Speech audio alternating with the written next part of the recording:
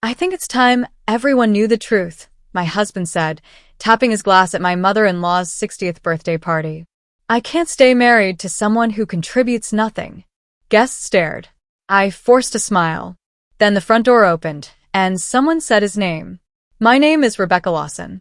I'm 38 years old. I know the title sounds strange, but that party was not mine.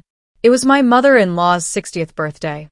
He just chose that stage to humiliate me. I work as a medical billing specialist. It is a quiet job with long hours. I deal with codes, insurance calls, and payment plans all day. At home, I handled the paperwork too. Taxes, renewals, payroll reminders for his small construction business. My husband loved attention. In public, he was loud and confident. At home, I was the steady one who kept things running. His family never thought I was impressive. I did not come from money. I did not dress in designer clothes.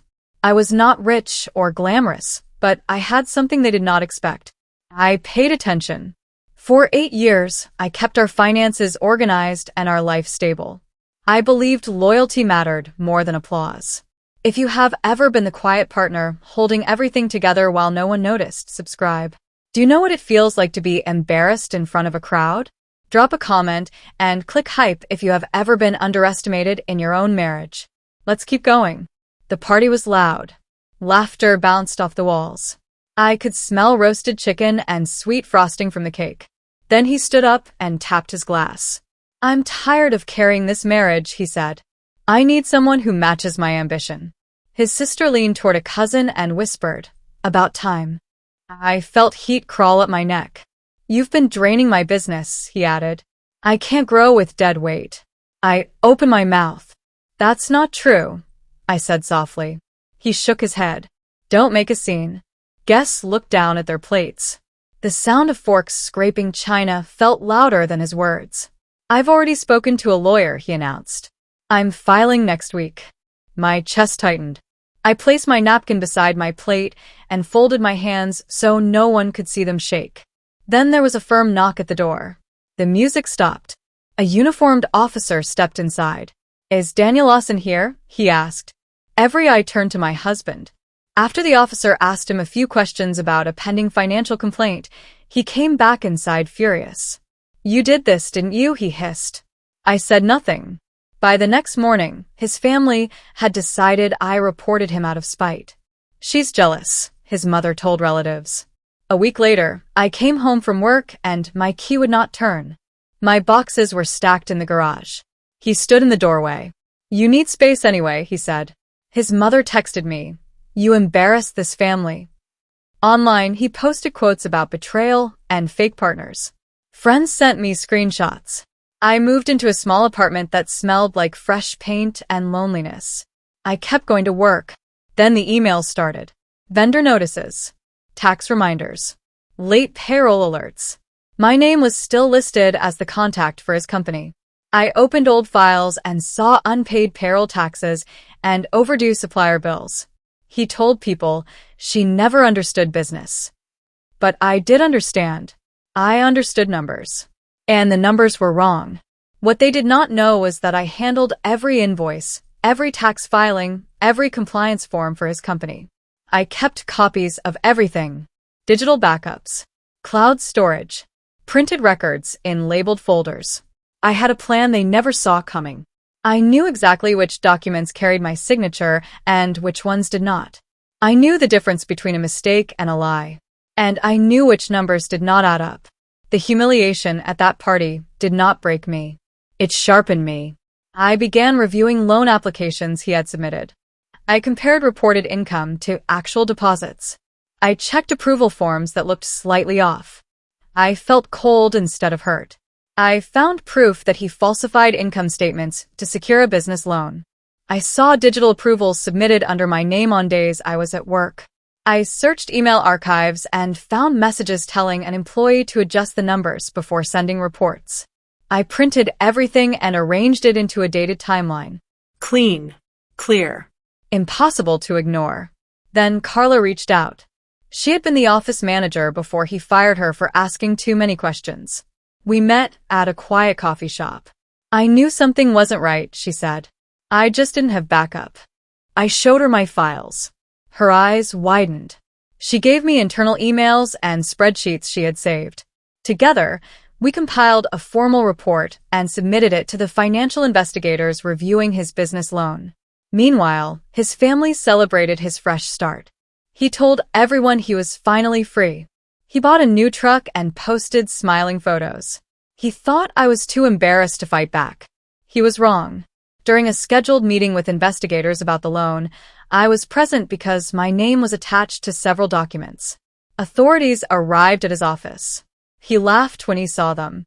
"This is a misunderstanding," he said. An officer opened a folder. "We have documented discrepancies in reported income and digital approvals." Carla's testimony was referenced. My organized records were placed on the table. He looked at me. "You set me up." My voice was steady. No. "I kept records." The officer explained the seriousness of falsified financial documents and identity misuse. The room felt silent except for the hum of the air conditioner. His confident smile faded. They requested further questioning and additional documents. His family, who had come to show support, stood frozen. The same name that echoed proudly at that birthday party was now spoken in a formal tone by an officer. I finalized the divorce with full legal separation from his business debts. I signed papers that protected my credit and my future. I kept my job and focused on building savings in my own name. His family stopped calling. The silence no longer felt heavy. It felt peaceful. I was no longer the embarrassed wife at the edge of a party table. I learned that public humiliation does not define you. Your response does. Staying quiet gave me space to think. Thinking gave me power. If you have ever been publicly embarrassed by someone who is supposed to love you, you know how deep that wound goes. Has someone tried to rewrite the story and make you the villain? Share your story in the comments. Subscribe to stand with others who refuse to stay silent forever. Click hype to help this story reach others who need it. Your story has power. If you felt a connection to mine, please subscribe and share your journey in the comments. Every hype you give this video helps empower someone else. Thank you for being here and for listening. The meeting did not happen at the bank. It happened at Mr. Callahan's office. The room smelled like old paper and polished wood. My brother walked in confident. "Let's wrap this up," he said. Mr. Callahan placed a thick 12-page file on the desk. He began with my transfer records, laying them out one by one. Then he placed printed screenshots of texts in front of Dad. He read aloud, "Once it's in my name, she's out."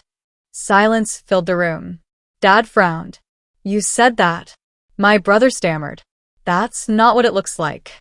"It looks exactly like that," Mr. Callahan replied evenly. He presented evidence of retirement withdrawals. He explained how removing me from the deed under pressure could trigger a legal review for elder exploitation. My brother's face drained of color. Mr. Callahan turned to Dad. "Joint ownership protects you. It does not harm you." Dad looked at me differently then. Not like a burden, like someone who had been shielding him.